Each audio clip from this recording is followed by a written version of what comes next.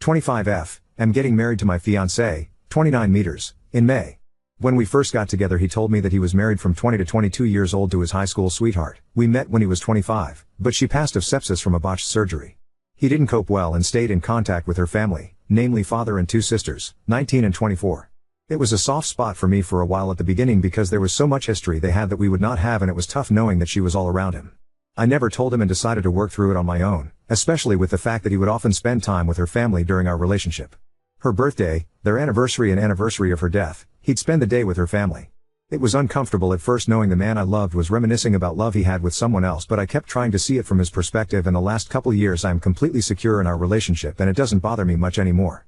Well, he proposed this time last year and I was over the moon. I love this man with all my heart, but I recently learned that he never told them that we got engaged. I've been trying local coffee shops the past few months rather than my usual run and tried a new one. His LW's sister worked there, and other than being awkward, she did a double take of my engagement ring and looked really unhappy. I didn't mention it and left. My fiancé told me that she kept messaging him on social media about it, and I wasn't happy that he kept it a secret. He apologized and was very depleted by it all. He said that he didn't want to hide me, but he didn't want to hurt them either, and that both of us were a huge part of his life. I understand that and let him off the hook slightly, just told him to be upfront with them from now on. That was that. At least I thought so. A week ago, on Sunday, I got a message from the 24 years old asking if I was happy with myself, that I would never replace his LW, and that if she was still alive he'd chose her over me every time. She even said that he only kept me around for me money and something to stick his D/CK in. I ignored it, but I can't say that it didn't affect me. When you're in my position, all these points are ones you have to work through, and it's not easy to get over those insecurities. It feels like a knock in the teeth when they're used against you. I mentioned it to him and he comforted me and reassured me. He said he'd set boundaries with her and I'd never have to hear from her again. Fine by me. That was until I found my car with WH/RE and grave robber smeared in red paint. I had saved for this car for a year and it was expensive, very expensive. The tires were slashed and the windows cracked. I asked the store a few doors down for their CCTV camera footage of that night, but it was blurry and didn't catch much. It did manage to catch half a license plate though, and the color and make of a car. It was his LW's youngest sister's car. I told him I was filing a police report and he asked me to hold off until he talked to them first. I told him no, but I would if they paid for the damages, and apologized to my face. He set up the meeting for last night and it didn't go well, to say the least. Everyone was shouting. The sisters told me they, yes both of them, had nothing to be sorry for and that I should leave their family alone, including my fiancé and their family. He told them that it wasn't fair to him to be lonely forever and that he'd hoped they'd be supportive of him finding love again. They told him he was betraying LW and that he never loved her if he'd marry someone else. They didn't have a problem with him having a new GF because he'd realized she was the only one for him and get tired of me. Now that hadn't happened, they were putting their foot down. The youngest told him to tell me that they were right and that he'd never love anyone like LW. My fiancé broke down at the table. I picked him up and made us leave. I told them I'd be filing a report and suing for damages, and the next time they saw us would be in court. When we got back and calmed down, I gave him an ultimatum. Either he cuts contact or we call off the wedding and go out separate ways. I wasn't going to live my life with this harassment and someday subject my children to their bullying. He said they would never bully a child, but I shot him down and said he didn't expect any of this either. He called their father, who was fairly chill about it all but still defending his daughters. They say I shouldn't control him and that I'm horrible for cutting them off. I don't know what to do. I can't live like this and I don't think I should have to just because we're getting married. Update 1. To clear some things up before I have a discussion with my fiancé either later today or tomorrow about my ultimatum. I didn't sleep at all yesterday or the night before, for obvious reasons. There's a ding on my phone at least once an hour from them saying one thing or another, mainly the 19-yo, and I don't know what they've told people, but I've got a message from one of their uncles and grandparents calling me horrible stuff too. So obviously they've been spreading what's happened this week and twisting it. I haven't blocked them because I want to gain as much evidence as I can for the inevitable case. Regardless of any outcome with my fiancé, I will be suing and filing a criminal case for harassment and vandalism and looking for a restraining order. I just haven't had the mental fortitude to do so yet. I'm hoping my fiancé will help me. I haven't spoken to my fiancé since the argument at the table, other than to tell him they go or I do. It was my choice to give him a couple days space to come to terms with everything, and I will contact him when I'm ready. Although, F this, from the first message till now has been a week. It's a huge weight to contemplate leaving people you've known for 15 years and who you grew up with. He did set hard boundaries with the sister from the coffee shop, as I've seen the messages. He said, paraphrasing, "You have no right talking to Op at all if this is how you're going to behave. She doesn't deserve this and you've gone too far. Why are you being like this?" And she responded with more name calling and back and forth. He ended by saying not to message me again and to make sure everyone else does the same. I was happy with that. At this point only one person in that family had an issue, to my knowledge, so it was silly to have him cut all of them off. It may not be enough for some, but it was enough for me to feel safe and comfortable.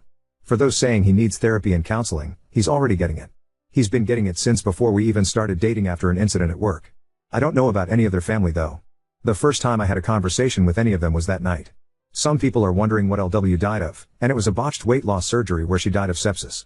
People were wondering if he was somehow the reason behind the surgery, hence the family's insane reaction, but he was not in the slightest. He likes bigger women and wouldn't pressure something like that onto her, speaking from experience. I also want to clear up the not calling the police about the car thing. It was entirely my idea to not file charges in exchange for a face-to-face apology and damage payment.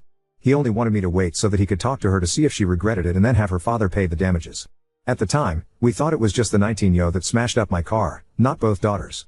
Neither of us wanted to ruin her life. When I found out it was both of them, it was full steam ahead. Thank you all for your messages and hopefully I'll have a positive update for you tomorrow. Edit, I chose for him to take this space apart, it's not him being indecisive. I said to take time and that I'd reach out so that his decision is thought out. It's for me. I don't want to be chosen only to be 3 kids down the line and stuck in a resentment-filled marriage. It's for me. Please understand that. Oop, that's a subject I will be broaching in our discussion. Moving house, definitely, and moving away potentially oop, but I want this fish and until now, I could handle the drama this fish had. I've now reached a limit and set a standard that I'll be sticking to oop, so many people have said so and I honestly feel quite sick update too. Well what a wild morning I've had. My fiancé came over bright and early this morning and I've never been so damn tired. You may want to take a seat because this will be long. Sorry in advance. First of all, I want to set the record straight here. A lot of people are coming for my fiancé over not cutting them off from the get-go, which I don't think is fair. He's a very mild-mannered, calm and calculating person and that's who I always knew he was. Nothing has changed. If he had been Rocky Balboa and flipped the cafe table shouting obscenities, he would not have been the man I fell in love with. He did exactly what I expected him to do and exactly what I was comfortable with.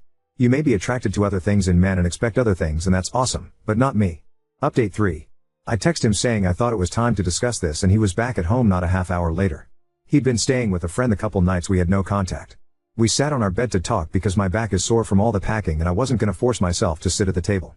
Before we even got to talking he asked if we could cuddle for a minute. It definitely took some of the weight off and we were able to talk like a couple and not awkward strangers because, regardless of some people's beliefs, we do love each other and it took me a very long time to feel confident in that fact. Before anyone calls me a doormat again, no, I was still sure I would stick to my ultimatum. The first thing I asked was if he felt he had enough time to make his decision and he said he didn't need time.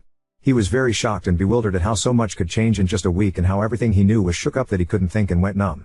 He did apologize that he didn't take a more defensive stance at the cafe and he doesn't want to make excuses for it. An explanation was that he genuinely didn't expect such a vitriolic response.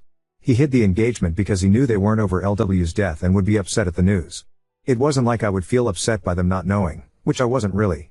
He's known these girls since before they were in double digits and he would never have thought them capable of it. It came so far out of left field that he froze.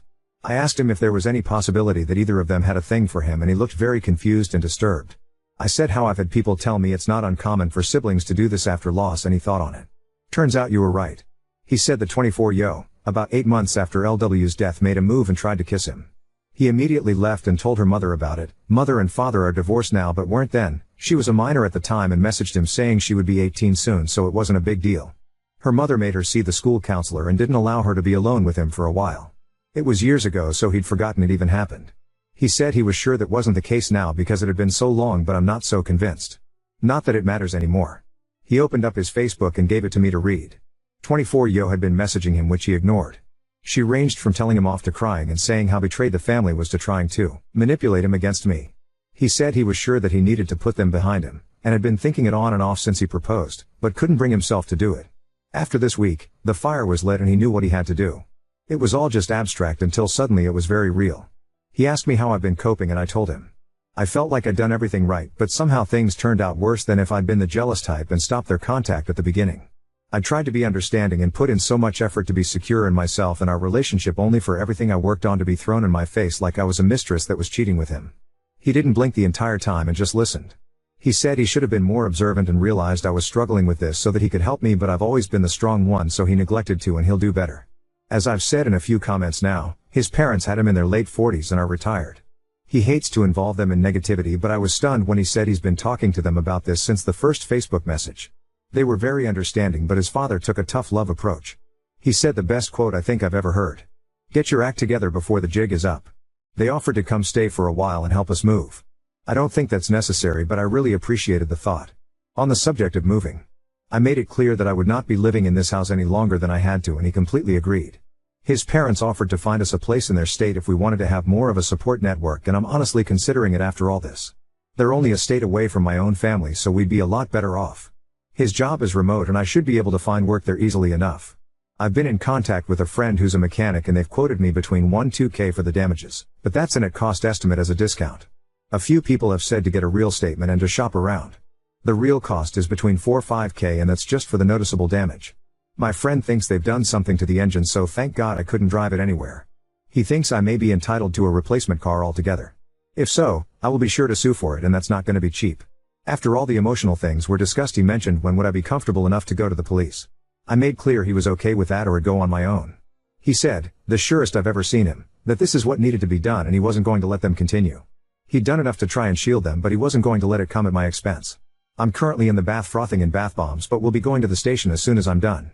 He's downstairs right now printing out the new quotes from the mechanics and the messages 24 Yo sent him over the past couple days so we can go prepared. People have said that nothing will come of it, and you may be right. But I have to try. Hoping my local police don't have anything better to do. It's a small town. To finish, I made a point of asking again if he would cut them off or I had to go. He didn't miss a beat and said that they're no longer going to be a part of his life, even if I decided to leave. He did ask for one last meeting to say goodbye to her parents and to put a close on that part of his life, and to explain to the girls that this is not my fault but his decision after seeing how cruel they were capable of being. After that, we would block them on everything and move forward. I was completely fine with that. So, there we have it. Writing all this out and being able to talk to people about everything has been both helpful and a good distraction from the dumpster fire that was my life, and everything worked out as well as I could have hoped. We'll see how his meeting goes with them. I'm sure they won't be very happy about it, but that's not my problem. Thank you all, and I'll update after they've met up. He'd done enough to try and shield them, but he wasn't going to let it come at my expense. Update 4. Hey all. So, seems I've been naughty because I got temporarily banned on here for 3 days. In chat someone was calling me every derogatory and sexist term imaginable, but I was put in timeout for defending myself. I appealed, but the appeal took the ban time anyway. Oh well. Sorry this update is taking so long for reasons stated above. So we drove down to the police station with our block of paperwork and had a couple hours talk. They were so sweet about everything. As some of you expected, they did say I should have come earlier, but they didn't really care because it was only a few days. They said that it often takes people about this amount of time to actually file charges if they weren't an immediate threat or danger, so unless someone was about to throw punches, I handed them everything and it looks like I've got plenty of evidence. They'll be contacting my insurance on my behalf to get the ball rolling, and so they can come to do a check of my car themselves. And then they can open a claim with me if I want. They're not filing a claim, they're just notifying about the criminal damages. I've filed criminal charges for harassment and vandalism, and they'll notify me with more details about my restraining order this week. My fiancé told the police that he was planning on meeting with LW's family and asked if that would contradict my case, and they said no. We're not married at the time of filing, so legally we're two separate entities in the case. Or something. So, my car is totaled. My mechanic friend, I'm gonna call him Tom because I can't keep saying my mechanic friend. So Tom and his partner at the shop did a full check on my car, and this is the damage they found. They said with this amount of damage, I should just for a new car, so that's what I'll be doing. If anyone is curious, it was a Volvo. I'd always wanted one and managed to buy one new 2 years ago. Either they get me a new car if they'd be set back about 60K. Either way I'll be alright. The amount classifies the vandalism as a felony, so they could be looking at jail time too. My fiancé met with the family on Saturday and Tom sat by the window. I currently live in a one-party state, so as long as my fiancé consents, the recording can be used in my case. While it may not be as drama-filled as some of you may want, it was still pretty stressful to see. They met at the same cafe that we did before, and Tom sat a few tables away. Fiancé arrived after their father and before them. For the best, because they managed to have a calm conversation for once. Fiancé told him how he was feeling, and Phil was very understanding but still trying to minimize. He was saying things like, you know, they miss LW and they'll come around and just need time to come to terms with you moving on. He kept trying to initiate paying for the damages, but fiancé wouldn't talk about it until the sisters arrived. It was like butter wouldn't melt with the 24 yo, but 19 came in like the Tasmanian devil. My fiancé didn't acknowledge anyone until it had all settled down, where then he said this would be his last meeting with all of them and they'd be going their separate ways. He turned to the girls and said that he would miss who he thought they were, but the way they could treat people horrified him, especially me. He said that this was all him and they needed to accept that I was not to blame. He even said that it was me who offered the apology in exchange for not filing charges. The 19-yo then interrupted asking what charges and that no one was going to charge them for barely touching a car. She was a deer in headlights when he asked what they'd done to the engine oil, and the two looked at each other. Seems they didn't expect me to find that out. He the groveling. 24 Yo actually tried to touch his hand and told him he had to stop me pressing charges because this would ruin her and interfere with 19 Yo's college. He said it was too late and the cops should be issuing a warrant soon. It can take a few days. I thought it was an instant thing, but apparently not. This is when their dad got involved again and said for everyone to calm down and fix this like adults. Now he wants his girls to be adults. I see. He asked if fiancé would convince me to drop the charges in exchange for that apology and he'd pay the damages. When my fiancé said it was $60K, the eyes he gave to those women would shave the hair off a cat. The video wasn't the best, but I swear I could see the color drain from their faces. I may sound awful, but I enjoyed it. Call me what you will. They kept going on about apologizing and that they'd pay, but he just said it was too late and he was done. He tried to be civil, but they were the ones that wouldn't let it go. 24 Yo actually asked him to set up a meeting with me so they could get to know me and put it all behind us. He didn't reply, and after the silence they piped up again like, so she won't even meet us? So she's behind all this because she doesn't want us around. We'll see about that. Not using exact quotes because I don't know if I'm allowed, so not risking it. Things like that. They went on and frankly it was funny more than hurtful. But they did incriminate themselves more and more for my harassment case, and the nail in the coffin was when 19 Yo said if we can do that to a car, imagine what else we could do. That, my friends, is both a confession and a threat of bodily harm. My fiancé said one loud stop before wishing Phil well and telling the girls to not come near me. He then got up and left. That's where the recording ends because we wouldn't be able to use anything afterwards anyway. As for moving, we're pretty much all packed up and have a truck coming on Friday. We'll be staying with his parents until we find a place. We're looking at buying this time, but might get an RV in the meantime so we're not all stepping on each other. I doubt his parents would mind at all, but